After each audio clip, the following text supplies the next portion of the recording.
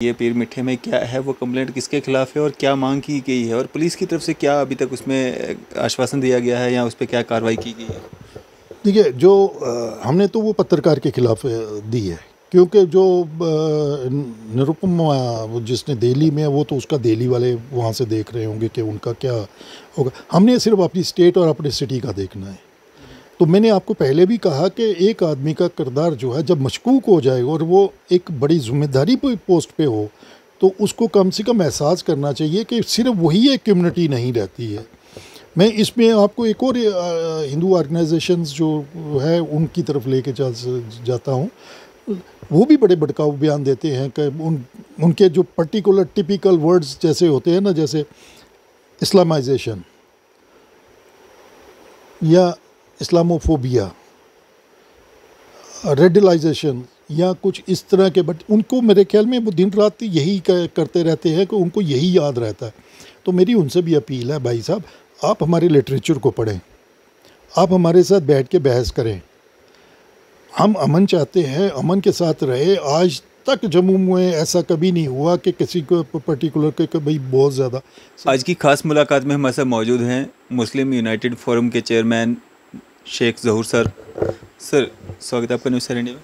बहुत शुक्रिया डांग साहब।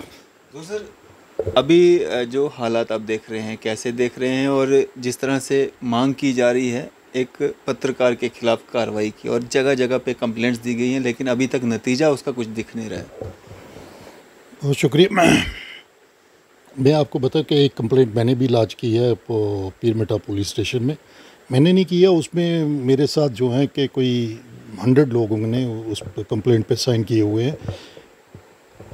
मैं जिस पत्रकार की आप बात कर रहे हैं, थोड़ा सा हम उसकी बैकग्राउंड में भी अगर थोड़ी सी बात कर लें, तो ताकि लोगों को भी पता चल जाए कि हम लोग बेसिकली क्यों डिमांड कर रहे हैं कि और क्यों उनके है।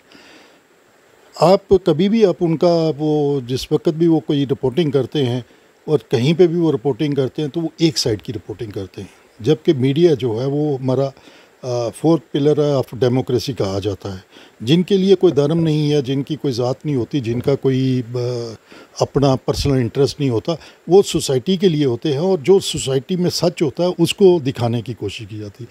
लेकिन अनफॉर्चुनेट पार्ट है कि वो एक कम्युनिटी को तो आगे कर देते हैं और दूसरी कम्युनिटी को वो जलील करने की कोशिश करते हैं। अपने हर भाषण में मैंने उनको देखा है कि अभी मैं कल के एक इंटरव्यू दे रहा था, मैंने उसमें भी ये कोट किया कि पिछले दिनों हमारे खटीतला में एक जैसे 1-2 घरों पे रेड हुआ। रेड होने के बाद जो मीडिया ने रिपोर्टिंग की तो नॉर्मल रिपोर्टिंग थी, हमने देखे, लेकिन उनकी रिपोर्टिंग ऐसे लग रही थी कि जैसे किसी के घर से पता नहीं है कि यहाँ से मिलिटेंट निकल रहे हैं या बारूद निकल रहा है या कुछ इस किस्म का उनका रिपोर्टिंग देने का था, कि जैसे उस एरिए को बिल्कुल ही वो बता रहे थे जी बड़ा ख़तरनाक एरिया है। तो वो रिपोर्टिंग जो है बड़ी ख़तरनाक होती है, जिससे ये, और उसमें जब वो घर की सर्च करने के बाद जब मजिस्ट्रेट बाहर आए तो पूछा उनसे कि आपको घर से क्या है, तो उन्होंने रिटर्न में दिया कि हमें घर से कुछ नहीं मिला। अगर किसी के घर से अगर कुछ चीज़ मिली है तो वो आदमी अंदर है, कानून अपना काम कर रहा है।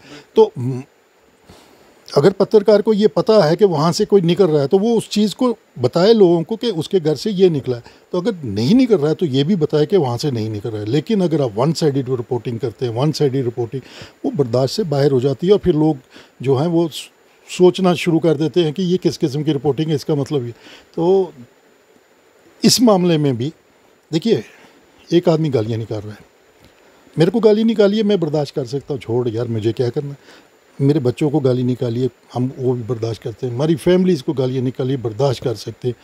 बीइंग ए मुसलमान, मेरा अकीदा है ना, मेरा जो खड़े होने का मतलब कि जिस पे मैं खड़ा हूँ, मेरा वजूद जिस पे के लिए खड़ा है और जिस मज़हब में मैं पैदा हूँ, उसका फंडामेंटल, उसके जो 5 पिलर्स हैं जिस पे इस्लाम खड़ा है, तो पहला पिलर जो है वो तौहीद है। तो तौहीद के ऊपर हम लोग खड़े हैं। तो तौहीद क्या है? तो कलमा पढ़ना है ना हमको। तो कलमे के ऊपर हमारे पैगंबर का जो नाम है वो बीच में ही है, वो बीच में ही है। तो जब हम पैगंबर के लिए कह रहे हैं कि कलमे के बीच में पैगंबर साहब का जब नाम लेके, तो उसके बगैर हमारी तो वो ज़िंदगी में कोई और कुछ है ही नहीं। तो हमारे पैगंबर की शान में जिस वक्त गुस्ताखी कर दे और मेरे दीन के ऊपर हमला कर दे कोई, और फिर मैं उसके बाद कहूँ कि जी इसको माफ़ी दे देनी चाहिए, इसको छोड़ देना चाहिए या ऐसी बातें कर देनी चाहिए, मुझे नहीं लगता है कि ऐसी बातें होनी चाहिए। हमें कॉन्स्टिट्यूशनली एक राइट है, हम वो नहीं कहते हैं। कॉन्स्टिट्यूशन ये कहता है कि अगर कोई हेट स्पीचेस है तो हेट स्पीचेस जो लोग करते हैं या जो उसको बढ़ावा कर रहे हैं उनके खिलाफ एक्शन होना चाहिए। सिंपल सा मैटर है ना, इसमें कोई बड़ी बात नहीं है। हम कहते हैं कि आप एक्शन कीजिए उसके खिलाफ।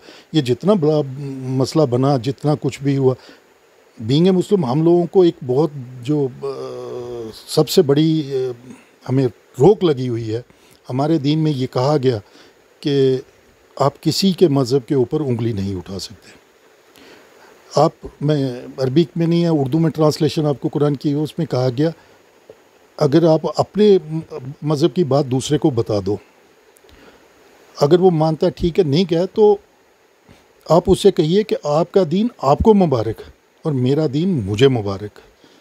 और फिर ये कहा गया कि आप उस मज़हब के उस बंदे के दीन के ऊपर कोई टिप्पणी नहीं कर सकते। बिल्कुल एक स्ट्रेट लाइन, स्ट्रेट फॉरवर्ड बात कर दी गई। आप देखिए जितना भी हिंदुस्तान में या वर्ल्ड में हुआ या चल रहा है इस वक्त, कोई एक टिप्पणी किसी मज़हब के ख़िलाफ़ नहीं आई। हालांकि हम लोग भी पढ़े लिखे, हम भी दूसरे धर्मों की किताबें पढ़ते हैं, हमें भी 10,000 चीज़ों का, लेकिन नहीं कर सकते क्योंकि मज़हब अलाउ नहीं करता है। और जहाँ पे मेरे पैगंबर की बात आ जाएगी तो मेरी जान जा सकती है, मैं अपने आप को भी सेक्रीफाइस कर सकता हूँ, घर भी सेक्रीफाइस कर सकता हूँ, मनी भी मतलब कि मुझे फिर परवाह नहीं है कि क्या होने वाला है, क्योंकि मेरा कलमा है ना, ला इलाहा इल्लल्लाह मुहम्मद रसूलुल्लाह। तो जब मोहम्मद के ऊपर बात चलेगी तो अगर मैं उससे पीछे हट जाऊँ तो फिर मैं ना तो दुनिया के लिए रहा और ना आखिरत के लिए रहा, तो मेरी तो आखिरत भी ख़राब हो गई और दुनिया भी ख़राब हो गई। तो लिहाजा हम लोगों को जो दीन सिखाता है, हम इस्लाम है कि इस्लाम तो जब मुझे ये रोक दिया गया कि दूसरे मज़हब पे बात नहीं करनी, तो इसका मतलब मेरा दीन तो ये सिखा रहा है कि अमन से रहिए, प्यार से रहिए, शांति से रहिए।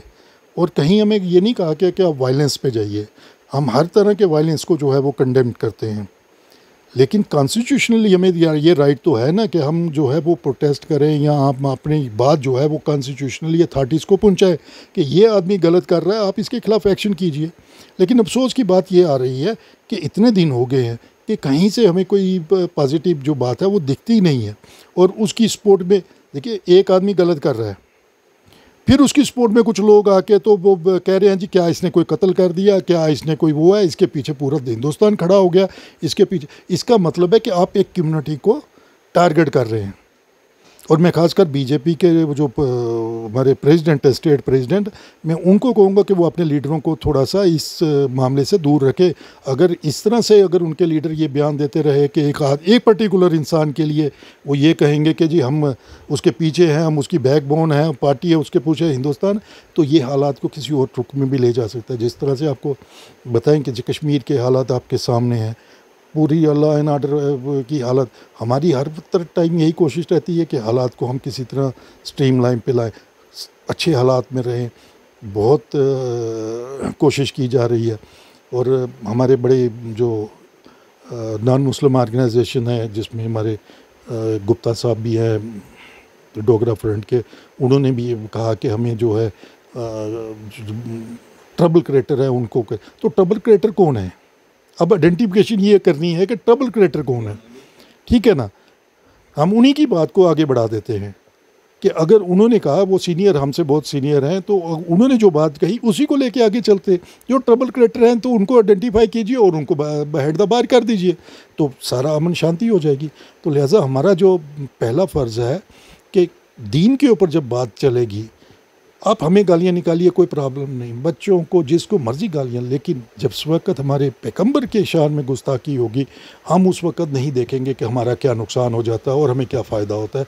लिहाजा मेरी गवर्नमेंट से भी ये है कि जल्दी से अगर इसके ऊपर कोई कार्रवाई नहीं होती है तो पता नहीं है कि हालात के किस तरफ टर्न करते हैं। तो लिहाजा इस वक्त जो ऑर्गेनाइजेशंस हमारी जो दूसरी ऑर्गेनाइजेशन है, जो नॉन मुस्लिम ऑर्गेनाइजेशंस है, हम उनसे भी रिक्वेस्ट करते हैं कि वो भी आगे आए। देखिए, अगर कोई गलत कर रहा है तो आप कहे कि इसने गलत किया, ताकि हमें भी एहसास हो कि नहीं हमारे साथ हैं आप लोग।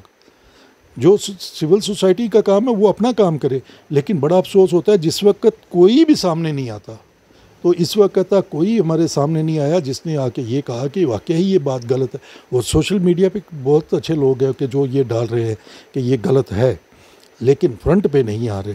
तो हमारा ये रिक्वेस्ट है कि वो हमारे साथ चले ताकि हम लोग जो है सोसाइटी को अच्छा सा सर्व कर सके, सोसाइटी में जो प्यार मोहब्बत है वो ला सके आगे। हमारी अमरनाथ यात्रा आने वाली है, हमारे बहुत मेहमान जो है बाहर से दूसरी स्टेटों से आएंगे, और अगर यहाँ के ऐसे हालात देखेंगे तो वो कहेंगे क्योंकि जो हमारी इमेज है बाहर की वो ख़राब होती है स्टेट की हमारी।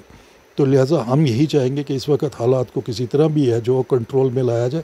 हम एडमिनिस्ट्रेशन से बात कर रहे हैं, लोगों से भी बात कर रहे हैं, लेकिन ये हालात तभी सुधरेंगे जिस वक्त जो गलत करने वाले हैं उनके ऊपर कार्रवाई ज़रूरी होनी चाहिए। सर, आपने कहा कि हमने और हमारी टीम ने जो है कंप्लेंट की है पीर मिठे में, क्या है वो कंप्लेंट, किसके खिलाफ है और क्या मांग की गई है, और पुलिस की तरफ से क्या अभी तक उसमें आश्वासन दिया गया है या उस पर क्या कार्रवाई की गई है? देखिए, जो हमने तो वो पत्रकार के खिलाफ दी है, क्योंकि जो निरुपम जिसने दिल्ली में है वो तो उसका दिल्ली वाले वहाँ से देख रहे होंगे कि उनका क्या होगा। हमने सिर्फ अपनी स्टेट और अपने सिटी का देखना है।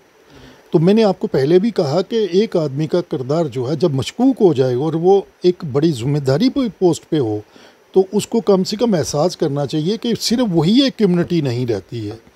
मैं इसमें आपको एक और हिंदू ऑर्गेनाइजेशंस जो है उनकी तरफ लेके जाता हूँ। वो भी बड़े भड़काऊ बयान देते हैं कि उनके जो पर्टिकुलर टिपिकल वर्ड्स जैसे होते हैं ना, जैसे इस्लामाइजेशन या इस्लामोफोबिया, रेडिलाइजेशन या कुछ इस तरह के, बट उनको मेरे ख्याल में वो दिन रात यही करते रहते हैं कि उनको यही याद रहता है। तो मेरी उनसे भी अपील है, भाई साहब आप हमारे लिटरेचर को पढ़ें, आप हमारे साथ बैठ के बहस करें। हम अमन चाहते हैं, अमन के साथ रहे। आज तक जम्मू में ऐसा कभी नहीं हुआ कि किसी को पर्टिकुलर के भाई बहुत ज़्यादा 47 से बाद क्या जो है हालात है वो बहुत शांतिपूर्ण है। यहाँ पे हर आदमी जो है वो पीस चाहता है, लेकिन कुछ एक दो जगह पे जहाँ से वो टैगर होता है कि हालात को कि वो तो उस वक़्त आदमी जो है वो सोचने पे मजबूर हो जाता है, क्योंकि हम मिनॉरिटी में हैं यहाँ पे। तो नेचुरल मिनॉरिटी अपने आप को हर जगह जहाँ भी होगी वो अनसेफ सोचेगी कि हम अनसेफ है। लेकिन हम उनको भी यही कहते हैं कि प्लीज़ आप आइए, हमारे साथ बैठिए, बात करिए, और फिर उसके बाद देखते हैं कि कैसे हालात मतलब कि सोसाइटी को आगे लेके चलते ताकि अमन रहे, शांति रहे। तो जो आपने पूछा कि पुलिस के साथ क्या है, तो पुलिस क्योंकि पिछले दिनों अभी तक तो वो चल रहे थे, हमारे प्रोटेस्ट चल रहे थे, लोग वो चल रहे थे, तो उसमें कोई ज़्यादा बात उनसे हो नहीं पाई। तो डेफिनेटली कल जो हम उनसे बात करेंगे तो फिर उनसे पूछेंगे कि क्या कहाँ तक हमारे केस पहुँचा है। तो अगर कोई कार्रवाई बनती नहीं देखते हैं तो अगला नेक्स्ट कदम क्या रहेगा? देखिए, अभी तक तो हम सबसे अपील कर रहे हैं, क्योंकि हालात ने बहुत ज़्यादा जो है वो अगली शक्ल इख्तियार कर ली। जिस तरह से आपने देखा कि डोडा में हम हर उस चीज़ को कंडेम करेंगे जो अगेंस्ट किसी रिलीजियस की होगी। सपोज़ जैसे भद्रवाह में मंदिर के ऊपर हमला हुआ, जो उसमें तोड़ फोड़ की, उसको पूरी तरह से कंडेम करेंगे, और जिन्होंने किया हम ये चाहेंगे कि उनके ऊपर भी एक्शन हो। ये नहीं कि सिर्फ मुस्लिम, जो भी कहीं अगर कोई मुसलमान गलत है उसको भी अंदर करें, जो अगर कोई नॉन मुस्लिम अगर गलत करता है तो वो उसको भी करें। फिर मेरी बात वही आएगी कि मैं सिविल सोसाइटी और जम्मू के सारे वासियों को ये कहूँगा कि अगर एक आदमी ने गलत किया है कि आप उसका साथ की बजाय आप हक की बात करें, इंसाफ की बात करें, वो हमारे साथ खड़े हो जाएं और कहें कि इस आदमी को जो है इसको थोड़े इसके ऊपर कोई पनिशमेंट होनी चाहिए, ताकि जो है हम लोग भी अपने आप को सेफ फील करें कि नहीं हमारे साथ एक सोसाइटी खड़ी है। तो अगर ऐसा नहीं होता, मतलब कि अगर पुलिस भी कोई कार्रवाई नहीं करती, सिविल सोसाइटी भी हमारा साथ नहीं होती, उसके बाद हमारी अपनी ऑर्गेनाइजेशन है, इसमें फिर बैठेंगे, मीटिंगें होंगी और फिर जो फैसले होंगे वो आपको लेटर ऑन बताएंगे हम कि हम क्या कार्रवाई आगे करेंगे। शुक्रिया हमारे साथ बातचीत करने के लिए। बहुत शुक्रिया नाग साहब। ये थे हमारे साथ chairman Muslim United Forum Sheikh Zahoor Sahab. इसी तरह की मज़ीद अपडेट्स के लिए आप देखते रहें न्यूज़ 7 इंडिया। मैं अरफाज अहमद, कैमरामैन शाहनवाज के साथ।